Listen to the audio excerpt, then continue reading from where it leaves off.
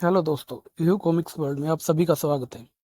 आज हम राज कॉमिक्स में नागराज सीरीज का नया संस्करण कोबरा घाटी पढ़ेंगे। कोबरा घाटी, जिसके लेखक है राजा। पूर्व कथा।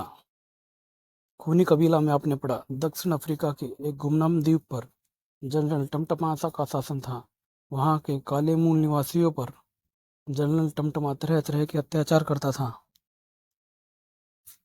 नागराज उस द्वीप पर उतरता है और कुछ क्रांतिकारी युवकों के साथ द्वीप की भोली जनता को जनरल टमटमा के दमन चक्र से मुक्त कराने का प्रण लेता है। खूनी कबीले का सरदार टांगो जनरल टमटमा की आज्ञा से नागराज को पकड़ने के लिए जाता है और नागराज को अपने मुंह से निकलने वाली आग से घायल कर देता है और पोमा चोमा व सुगा को अन्य बस्ती वालों के साथ बंदी बनाकर ले जाता है। घायल नागराज को बाबा गुरु गोरखनाथ ने महर्षि जवाहरनाथ का पता बताया, जो उसे टांगों की मुखाग्नि से बचा सकते थे। नागराज अपनी हेलीकॉप्टर पर सवार होकर महर्षि ज्वालानाथ की तलाश में निकल पड़ा। अब आगे पढ़ते हैं। नागराज हेलीकॉप्टर पर सवार 6 ज्वालामुखियों के समूह के ऊपर उड़ रहा था। बाबा गुरु गोरखनाथ ने कहा था कि 5 ज्वालामुखियों में से घिरे एक शांत ज्वालामुखी में महर्षि ज्वालानाथ जी का वास है। यह अवश्य ही वही जगह है। गुरु गोरखनाथ ने हेलीकॉप्टर सुप्त ज्वालामुखी पर उतार दिया। नागराज हेलीकॉप्टर से उतरकर ज्वालामुखी के मुहाने पर आ गया। उस बड़े छेद में ही ज्वालानाथ जी का वास होगा। फिर वह बेहिचक ज्वालामुखी की दीवार पर रेंगने लगा। छेद के पास पहुंचकर वह एक क्षण रुका। अब अंदर जाता हूँ। और फिर वह अंदर प्रविष्ट हो गया। यहाँ तो कोई नजर नहीं आ रहा है। तभी ओह, इतने सारे सांप! चारों तरफ से निकले बहुत से सांपों ने नागराज को घेर लिया। ओह, ये मेरा क्या बिगाड़ेंगे! और इतना कहकर नागराज निश्चिंत होकर आगे बढ़ने लगता है। उनमें से एक नाग ने मानव रूप धारण कर लिया। ठहरो युवक, कौन हो तुम? यहाँ क्यों आए हो? यहाँ से आगे बढ़ोगे तो सीधे यमपुरी जाओगे। मेरा नाम नागराज है। मुझे महर्षि ज्वालानाथ जी से बहुत जरूरी काम है और मैं उनसे मिलकर ही जाऊंगा। ज्वालानाथ जी से कोई नहीं मिल सकता युवक, वे साधना में लीन हैं। नागराज आगे बढ़ा। देखता हूँ मुझे कौन रोकता है। अब तुम अपने अंजाम के स्वयं जिम्मेदार होगे। नागपुरुष ने पलटकर अपने दंड से नागराज पर प्रहार किया। नागपुरुष फिर झपटा। उफ, इसके दंड में तो घातक विष भरा हुआ है। नागराज ने संभल कर नागपुरुष पर वार किया। मुझे इसे और मौका नहीं देना चाहिए। और फिर उसने उस युवक पर मुक्कों की वर्षा कर दी। नागराज को रोकना इतना आसान नहीं है दोस्त। और फिर अब तुम जब तक नहीं लोगे जब तक मैं ज्वालानाथ जी से मिलकर वापस नहीं आ जाता। किंतु इससे पहले कि नागराज आगे बढ़ता, बहुत से नागों ने उसे घेर लिया। नागराज ने कराटे के वार से, वह जहरीली फुकार से कईयों को यमलोक पहुंचा दिया। और ओह, इनकी संख्या बढ़ती जा रही है। ये मेरा समय ही बर्बाद करेंगे। मुझे अपनी नागसेना से काम लेना होगा। नागराज की नागसेना ने वहां पर कहर मचा दिया। नागपुर से नागों की तबाही न देखी गई। ठहरो युवक, लड़ाई रोको। इनको मत मारो, मैं तुम्हें महर्षि तक पहुंचाने का रास्ता बताता हूँ। नागराज ने नागसेना को वापिस बुला लिया और नागपुर को भी आजाद कर दिया। हाँ, अब आए हो ना रास्ते पर। नागपुर नागराज को एक छोटे से छेद के पास ले गया। नागराज, यह बिल्ली कोबरा घाटी का रास्ता है। तुम यहाँ से अंदर घुस सको तो महर्षि से मिल सकोगे। नागराज मुस्कुराया। इसे तो मेरे नाग पल भर में ही चौड़ा कर देंगे। नागसेना के सैकड़ों नाग मिट्टी खोद कर नागराज के लिए रास्ता बनाने लगे। कुछ ही देर बाद छोटे से दिखने वाले सुरंग को नागों ने चौड़ा कर दिया और नागराज उसमें उतर गया। नीचे उसने अपने को एक सुरंग में पाया। इससे पहले कि वह आगे बढ़ता, एक अज्ञात शक्ति उसे गुफा के अंदर खींचने लगी। ओह!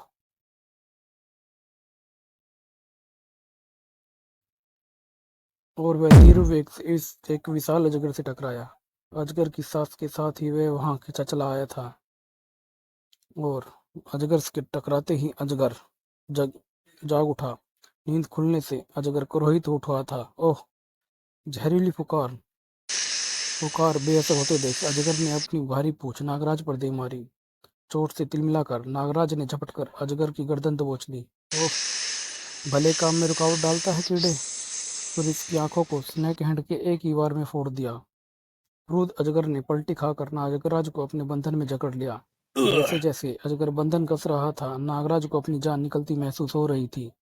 तभी नागराज ने अजगर के शरीर पर अपने विषयुक्त दांत गड़ा दिए। अजगर की पकड़ ढीली पड़ती चली गई। अपने घातक विष से अजगर को समाप्त कर जब नागराज आगे बढ़ा तो उसका रास्ता रोका गर्म लावे के प्रताप ने। ओह, यह तो बहुत ही गर्म है, मैं इसे तैर कर पार नहीं कर सकता। तभी वाह, छत से लावट नहीं टपक रहा है। छोटे सांप को छत पर रेंगता देख नागराज भी छत पर चिपक कर दूसरी तरफ पहुंच जाता है। यहाँ तो कदम कदम पर मौत बिछी है। नागराज जैसे ही आगे बढ़ा, अरे, वह फिर से एक गड्ढे में जा पड़ा। ओह, नागराज एक गद्देदार जगह पर गिरा। वाह, लगता है किसी ने गद्दा बिछा रखा है। किंतु अगले ही क्षण नागराज उछल पड़ा। आह, यह तो एक सांप है। सांप ने झपट कर उसका हाथ दबोच लिया। नागराज दर्द से करा उठा। नागराज ने उसकी गर्दन पकड़ ली। मैं तुझे भी मार दूंगा, दुष्ट सांप। कुछ ही देर में सांप तड़प कर शांत हो गया। अलविदा भाई। गड्ढे से नागराज नागरस्सी के सहारे बाहर आ गया। जैसे ही वह आगे बढ़ा, उसका सामना 2 फन वाले एक भयंकर सांप से हुआ। लो, कर लो बात। ये हमें रोकेंगे दो दो मुंह से, तो फिर इनके दोनों सिरों को अलग ही कर देते हैं। नागराज ने उसके दोनों सिरों को पकड़कर बीच से चीर दिया और आगे बढ़ने लगा। अरे वाह, दुर्लभ दंतकनाग। ओह, तो आप भी दुश्मनी कर रहे हैं भाई साहब। नागराज ने मुष्टि प्रहार किया। नागदंत के 2 दांत हलक में और 2 जमीन पर उतर गए। 100 साल में इतने बड़े दांत आते हैं इसके। बेचारा दांत गवा बैठा। तभी जैसे ही हवा से गुजर गई नागराज के सिर के ऊपर से, उफ, यह था लोम्बू उड़ने वाला सांप। सांप हमला करने के लिए दोबारा पलटा, लेकिन नागराज ने चपलता से 2 उंगलियां सांप की आंखों में घुसेड़ दी। मुझे इन्हें मारना बिल्कुल अच्छा नहीं लगता, किंतु अभी मुझे हजारों आदमियों की जान बचानी है। तभी ओह, यह तो घोड़ा पछाड़ सांप है, अत्यंत बलशाली। सांप ने पलटी मारी और नागराज को पटक दिया। नागराज ने पूरी ताकत लगाकर सांप को पैरों से अलग किया और खड़ा हो गया। फिर उसने जमीन पर पटक पटक कर घोड़ा पछाड़ को यमलोक पहुंचा दिया। मुझे अफसोस है दोस्त। नागराज घोड़ा पछाड़ से लड़कर जैसे ही पलटा, एक और सांप ने नागराज पर हमला किया। ओह, चितकबरा। कोबरा राज ने अपने सेना नायकों को भी चुन चुन कर रखा है, जवाब नहीं है इसका भी। अगले ही क्षण चितकबरा नागराज पर झपटा और नागराज ने उसका गला पकड़ने की चेष्टा की, किंतु चितकबरे के शरीर पर मौजूद कांटों ने उसके हाथ को खींचने पर मजबूर कर दिया। ओह, मैं तो इसके कटीले बदन को भूल ही गया था। चितकबरा फिर झपटा। नागराज ने उस पर मुक्का तान लिया। आ बेटा आ, मुंह ना सुझा दिया तो कहना। किंतु चितकबरा ने मुंह की जगह शरीर आगे कर दिया। हाय रे चितकबरा, यह तूने क्या किया? और नागराज का हाथ झन्ना गया। अरे, यह तो फिर हमला कर रहा है। मुझे समझदारी से काम लेना चाहिए, वक्त पहले ही बहुत खराब हो चुका है। अब जैसे ही चितकबरा नागराज के पास पहुंचा, नागराज ने उस पर जहरीली फुकार से वार किया। चितकबरा इतना जहर न सह सका। गलत आदमी से उलझ गए थे बेटा। वह जमीन पर गिरकर तड़पने लगा। फिर नागराज निर्विघ्न आगे बढ़ता गया। वाह, लगता है अब कोई बाकी नहीं रह गया। सुरंग भी खत्म हो रही है। लगता है यही महर्षि ज्वालानाथ जी है, पर यह तो साधना में लीन है। मैं इन्हें उठाता हूँ। नागराज जैसे ही आगे बढ़ा, एक भयानक आवाज ने उसे जड़ कर दिया। ठहरो, है यह कौन भला? मैं कोबरा राज हूँ। तुम यहाँ तक तो पहुँच गए हो दुष्ट बालक। क्यों, तब कोई और अनर्थ करने से पहले मैं तुम्हें यमलोक पहुँचा दूंगा। ओह, तो तुम हो कोबरा राज। देखो, पहले मेरी बात पूरी सुन लो, फिर तुम खुद ही मुझे महर्षि से मिलने दोगे। नहीं, मुझे कुछ नहीं सुनना, बस मरने के लिए तैयार हो जाओ। कहते ही कोबरा राज ने नागराज पर बहुत सारा विष उगल दिया। नागराज ने एक तरफ कूद कर बचाव किया। ओह, यह तो कुछ समझता ही नहीं है, मुकाबला तो करना पड़ेगा। कोबरा राज ने फिर हलाहल से हमला किया। ओह, यह विष मेरे लिए घातक हो सकता है। अब इससे पहले कि कोबरा राज फिर विष उगलता, नागराज उछला और कोबरा राज को बचाव को कोई भी मौका न देते हुए नागराज ने अपनी शक्तिशाली ठोकर से कोबरा राज का एक फन तोड़ दिया। दर्द से तिलमिलाते कोबरा राज ने अपनी पूंछ की एक जबरदस्त टक्कर नागराज को दे मारी और नागराज उफ करता हुआ नीचे जा गिरा। फिर उसने नागराज को अपनी पूंछ में लपेट लिया और उसके शरीर को जकड़ने लगा। अब तू नहीं बच सकता बच्चे। कोबरा राज की पकड़ से केवल मुर्दा ही बाहर निकलता है। नागराज कर रहा था। दर्द से छपटे नागराज ने अपनी सारी शक्ति संचित करके कोबरा राज पर अत्यंत शक्तिशाली विष की फुकार मारी। विष कोबरा राज की आंखों में समा गया। दर्द की अधिकता से उसकी पकड़ ढीली हो गई। उफ, मेरी आंखें! नागराज ने यह अवसर नहीं छोड़ा। उसने कोबरा राज की पूंछ पकड़ी और उसे धरती पर पटकने लगा। अब तुझे बताता हूँ कौन यमलोक जाएगा। कोबरा राज दर्द से कराहने लगा। धरती से टकराने से कोबरा राज का एक सिर और टूट गया। क्यों दिखने लगा यमलोक? आह, महर्षि बचाए मुझे! फिर नागराज पूंछ छोड़कर उसके फन पर कूदने लगा। बचाए महर्षि, मुझे इस इंसान से बचाए। इंसान? अरे बालक कहो बालक! कोबरा राज की चीखों से महर्षि का ध्यान भंग हो गया। ठहरो नागराज, मैं इसे खत्म कर दूंगा। नहीं नागराज, अब तुम इसे नहीं मारोगे। मेरे कहने पर इसने तुम्हारा रास्ता रोका था। आपके कहने पर? हाँ, हम तुम्हारी परीक्षा लेना चाहते थे कि तुम मणि धारण करने के लायक हो भी या नहीं।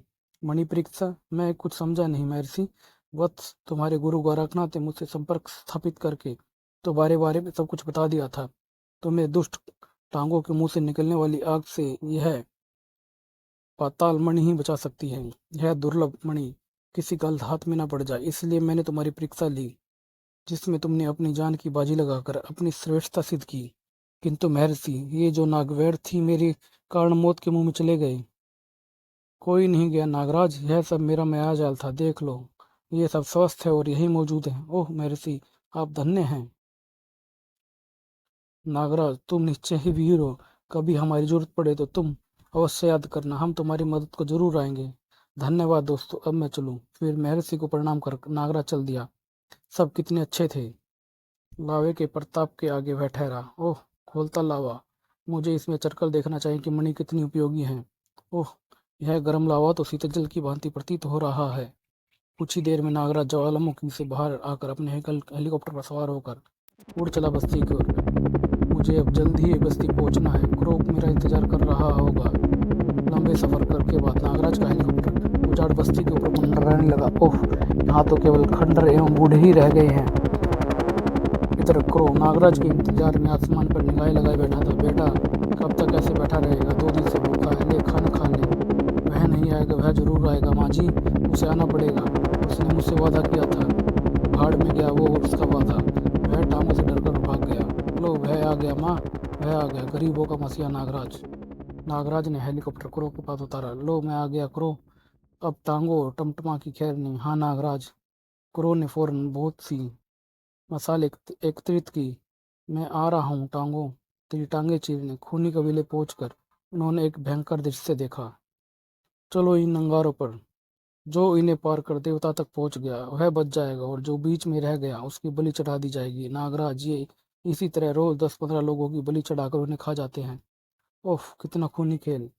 तभी उनकी नज़र पौमा चौमा वह सुगा पर पड़ी और उनके मुंह से सिसकारी निकल गई।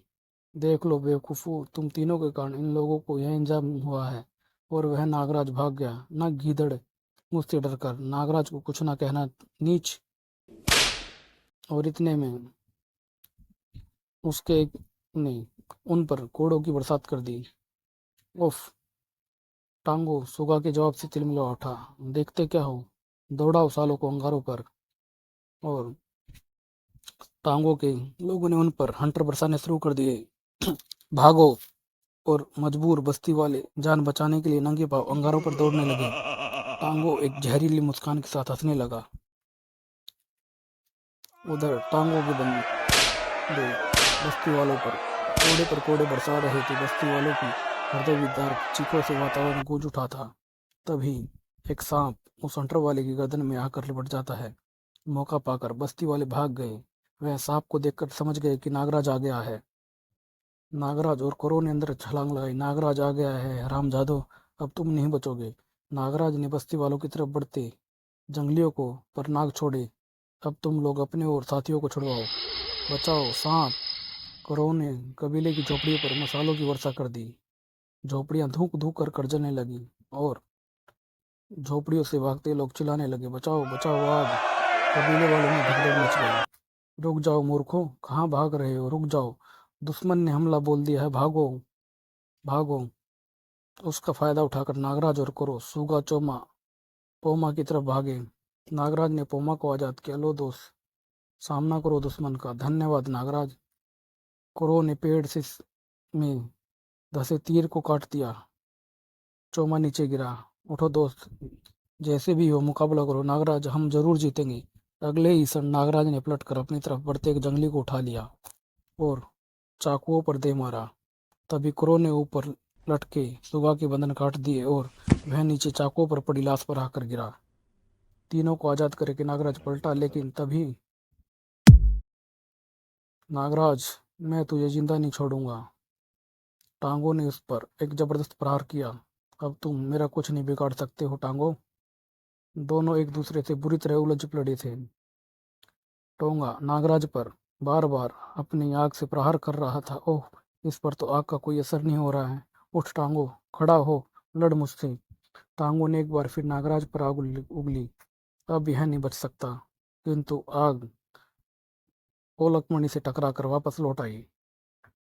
टांगो अपनी ही आग में घिर गया। ओह, मैं मरा, और जलने लगा। कुछ देर बाद वह केवल टांगों की राख ही बाकी रह गई थी। जल मरा पापी। चलो नागराज, हमने सब बस्ती वालों को छुड़ा लिया। हाँ चलो। कबीले से बाहर आकर सूगा हम सभी अभी टांगों के क्वार्टर पर धावा बोलेंगे। हाँ नागराज, हम सब बस्ती वाले तुम्हारे साथ है। कुछ देर बाद बस्ती वालों ने